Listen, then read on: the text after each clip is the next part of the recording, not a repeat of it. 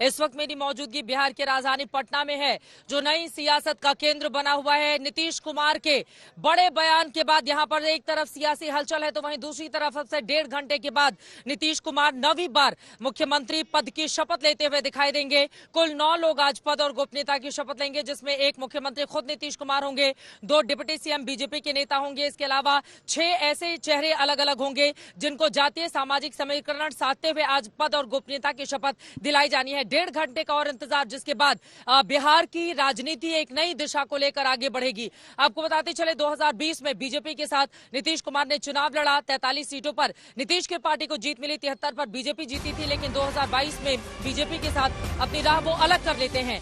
और अब बड़ी खबर आपको देते चले, एक बार फिर से वो बीजेपी के साथ हो गए हैं। बड़ा सहज महसूस कर रहे हैं, मुस्कुराते हुए भी मुख्यमंत्री अपनी बात बीजेपी नेताओं से कहते हुए दिखाई दे रहे हैं। लेकिन इन सब के बीच बड़ी खबर ये है, अब से कुछ देर के बाद यानी कि 1.5 घंटे के बाद राजभवन में पद और गोपनीयता की शपथ लेते हुए सीएम दिखाई देंगे। लेकिन आरोप प्रत्यारोप का दौर जारी है।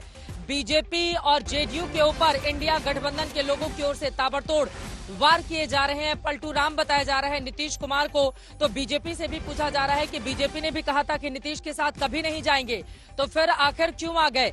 शशि भूषण हमारे संवाददाता हमारे साथ जुड़े हुए हैं, हिमांशु मिश्रा हमारे साथ जुड़े हुए हैं, दोनों ही पटना से मौजूद हैं। शशि, पहले आपके पास आते हुए, अब तो वो समय नजदीक आ रहा है जिसका पलक पावड़े बिछाकर यकीनन बीजेपी के नेताओं को बेसब्री से इंतजार होगा, क्योंकि यही वो भूमि है जहां से गर्जना शुरू हुई थी बीजेपी के खिलाफ जून के महीने में। लेकिन यही वो भूमि है जब उर्वरी हो गई है भारतीय जनता पार्टी के लिए 2024 में 40 सीटों को साधने के लिए। शशि, बिल्कुल, देखिए बहुत बड़ा झटका है। और आज देखिए केसी त्यागी का जो बयान, उनकी नाराजगी आरजेडी से सीधे सीधे नहीं है, नाराजगी है कांग्रेस के रवैये से। और राहुल गांधी 29 तारीख को, मतलब कल आने वाले हैं बिहार में। उनकी जो यात्रा है ना, वो बिहार में कल इंटर करेगी, भारत जोड़ो न्याय यात्रा।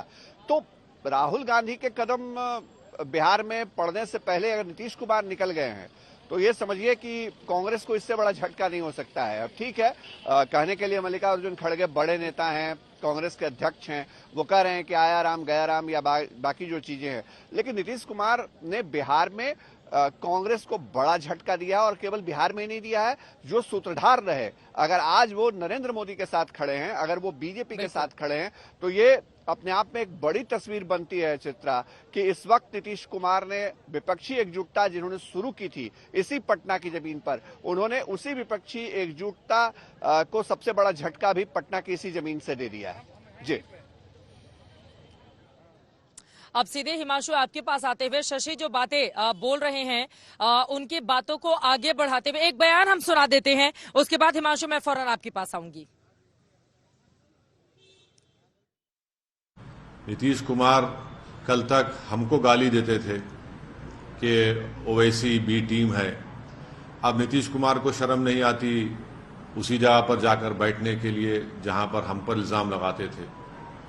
और नीतीश कुमार ने पॉलिटिकल अपॉर्चुनिज्म कहना तो अंडरस्टेटमेंट होगा, उन्होंने हर चीज का रिकॉर्ड तोड़ दिया है और कोई उनकी बात का न एतबार है न भरोसा है। मैं शुरू से कह रहा था कि नीतीश कुमार फिर से बीजेपी में जाएंगे, मगर लोग हमारी बात पर यकीन नहीं कर रहे थे। अब हम तेजस्वी यादव से पूछना चाह रहे हैं कि बताओ कैसा लग रहा है आपको। अभी आपने हमारे 4 एमएलएस को तोड़ा था, अब आपको कुछ दर्द हो रहा है सीने में? नीतीश कुमार को, तेजस्वी यादव को और देश के वजीर आजम नरेंद्र मोदी को, तीनों को बिहार की जनता से माफी चाहनी चाहिए। और तीनों पार्टीज ने मिलकर बिहार की जनता को जो बातें की हैं और जो वादे किए थे और अपनी पॉलिटिकल आइडियोलॉजी की बात की थी, उन सब तीनों ने मिलकर बिहार की जनता को एक बहुत बड़ा धोखा दिया है। और यकीनन इसमें सबसे बड़ा रोल है नीतीश कुमार का।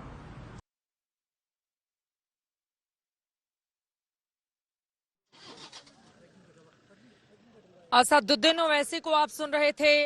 वो ये बताते हुए कि कैसे मौका परस्त हैं नीतीश कुमार, ताबड़तोड़ हमला करते हुए जेडीयू पर भी निशाना साधा तो आरजेडी को भी लपेटे में ले लिया। ये कहते हुए कि अब कैसा लग रहा है, जब एमआईएम के हमारे तमाम विधायकों को आपने तोड़ा था, तो आज की तारीख में जब आपसे टूटकर नीतीश कुमार अलग हो गए तो आपको कैसा लग रहा है? हिमांशु मिश्रा हमारे साथ जुड़े हुए। हिमांशु, अब सीधे आपके पास आते हुए, ये आरोप प्रत्यारोप का दौर तो चलता रहेगा, लेकिन 2024 की ये जो नई बिसात बिछा दी है यहाँ पर नीतीश कुमार ने बीजेपी के साथ मिलकर, अब वो टारगेट जिसके लिए बीजेपी एनडीए के सहयोगी दलों के साथ आगे बढ़ रही है, 350 पार तो एनडीए का पहले ही था, 353 सीटों पर 2019 में जीत हासिल की थी। क्या इस बार उससे भी बड़ा लक्ष्य रखा जाएगा खुद के लिए?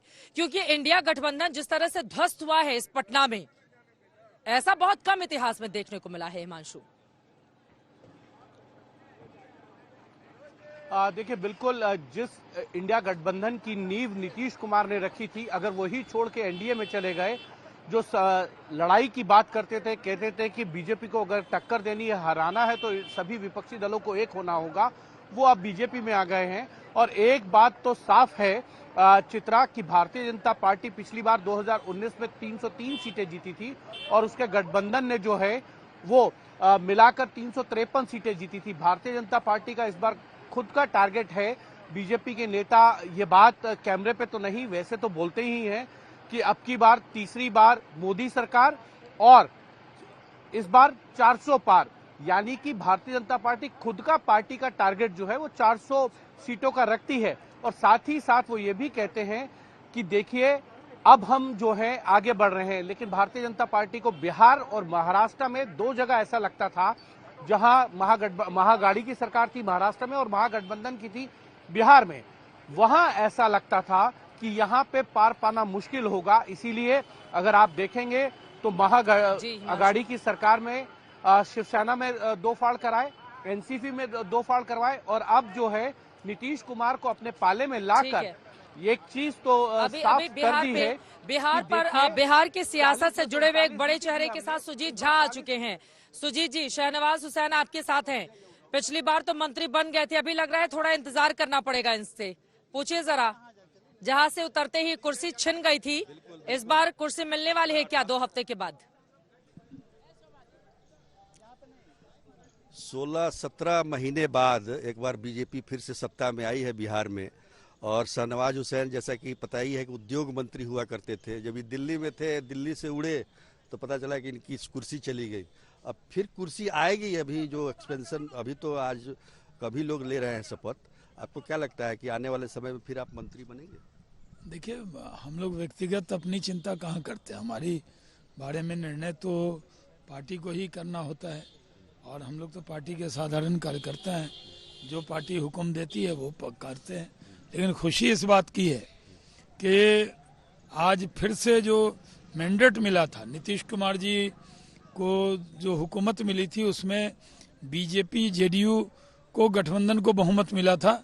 आज बीजेपी जेडीयू का गठबंधन फिर से जो नजर लग गई थी वो वापस आ गया है और ये जनता का मैंडेट यही था कि हम सरकार में रहें, तो हम लोग सरकार में आ गए हैं फिर से नीतीश कुमार जी की क़यादत में। लेकिन एक चीज है शहनवाज जी, आप लोगों ने जो चुनाव किया है डिप्टी सीएम का, दोनों एकदम घोर विरोधी रहे हैं नीतीश कुमार के, दोनों आगे पीछे, दोनों बगल में खड़े रहेंगे। कैसे, मतलब क्या लगता है कि आपको कितना सामंजस्य रहेगा? क्या देखिए, पूरा सामंजस्य रहेगा। देखिए, जब हम राजनीति में चीजें बदलती रहती हैं, जब बैटिंग करनी है तो बैटिंग करनी है और जब बॉलिंग करनी है तो बॉलिंग कर रहे हैं। तो अभी तक जो जिम्मेदारी विपक्ष में होती है कि बाउंसर मारना है और फास्ट बॉल करना है, बदल कैसे जाते हैं आप लोग? एकदम मतलब बटन दबाया एकदम बदल जाते हैं। मतलब देखिए, फॉर्मेट इस बात का है कि हम जब सत्ता में हैं तो पूरी तन्मयता से साथ है और विपक्ष में है तो तीखा प्रहार करके साथ है। तो हम अपनी बात करते हैं। बहुत से लोग कहेंगे आप लोगों ने तब ये कहा, अब ये कहा, तब का बयान ये था। वीडियो भी चलने लगता है आप लोगों का? हाँ, वो वीडियो चलता है। बहुत से लोग जो इस दल में नहीं रहते हैं, हमारी पार्टी में बहुत से मंत्री हैं जो कांग्रेस से आए, तो क्या उनका पुराना बयान है तो क्या आज उस पर चर्चा करेंगे कि आपने तब ये कहा था? एक हफ्ता पहले आप स्टूडियो में आए थे हमारे, आपने कहा कि एकदम दरवाजे बंद है, कोई सवाल ही नहीं है। ये कहाँ से होगा? अरे, हम बर्लिन की दीवार टूट जाती है और ये तो दरवाजा था। दरवाजा खुल गया है और जनता के हित में निर्णय किया है, क्योंकि हमारा बिहार की जनता की मांग थी कि जो हमने मैंडेट दिया, जो हुकूमत बनाई थी, वो तो बनाई थी भारतीय जनता पार्टी जेडीयू के साथ में, और वो बीच में लालटेन आ गया था। अब लालटेन को किनारे कर दिया गया है सदा के लिए। अब फिर से बीजेपी, जेडीयू और हम पार्टी की हुकूमत है, एनडीए की हुकूमत है, और हम लोगों का लक्ष्य है कि नरेंद्र मोदी जी को प्रधानमंत्री बनाना। 40 की 40 सीट बिहार से जीतकर जाएंगे और 2025 में भी फिर से हम लोग सरकार बनाएंगे। आप मंत्री बनेंगे या लोकसभा का चुनाव लड़िएगा? भागलपुर से भी तैयारी आप पूरी तरह से कर रहे हैं, आपको क्या पसंद है? देखिए, शाहनवाज हुसैन को क्या पसंद है? हमें व्यक्तिगत सवाल आप हमसे करेंगे तो मुझे आप कठिनाई में डालेंगे। हमारे यहाँ तो हुक्म होता है, पार्टी जो हुक्म कहती है जाओ कश्मीर कमल खिलाओ, तो वहाँ चले गए। पार्टी ने, हमारे नेता नरेंद्र मोदी जी जो आदेश करते हैं उस काम को करते हैं। हम लोगों को तो पार्टी ने बहुत दिया है, पार्टी जो हुक्म करती है वो करेंगे, लेकिन हम लोगों का अपने बारे में निर्णय खुद का नहीं होता है, अपने बारे में निर्णय पार्टी का होता है। अच्छा, ये जो मंत्रिमंडल का छोटा ही सही जो जिस तरह से स्वरूप दिया गया है, ये पूरा जातीय समीकरण सब कुछ ध्यान में रख के, एक पिछड़ा, एक अपर कास्ट, ये तमाम लोगों का ध्यान रखा गया। नहीं, देखिए, 2 तो उप मुख्यमंत्री बन रहे हैं, विजय सिन्हा जी, सम्राट चौधरी जी, और सम्राट चौधरी जी विधायक दल के नेता है, विजय सिन्हा जी उपनेता हैं, और जैसा अभी सुना है कि प्रेम कुमार जी भी बन रहे हैं, तो 3 उनके बनेंगे, एक जो सुमन मांझी हैं वो बनेंगे, एक सुमित जी बन रहे हैं। हम सब जा रहे हैं शपथ ग्रहण समारोह में उनके शामिल होने। चलिए, जल्दी ही आपका भी शपथ हो। हम लोग जा रहे हैं, आज अपनी पार्टी की सरकार है, खुशी की बात है, बिहार में खुशी की लहर है, विकास के काम को और तेजी से करेंगे।